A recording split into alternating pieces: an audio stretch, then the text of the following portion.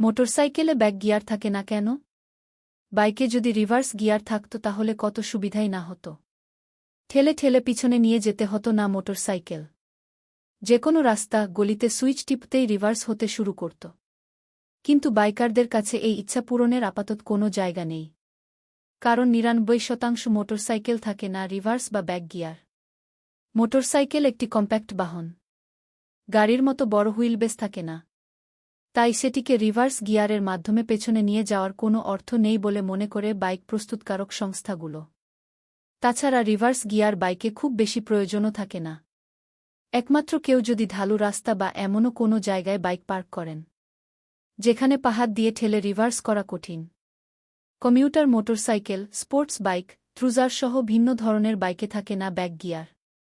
কিন্তু এই মোটরবাইকগুলো ওজনে হালকা হওয়ার কারণে এই ফাংশনের দরকার পড়ে না।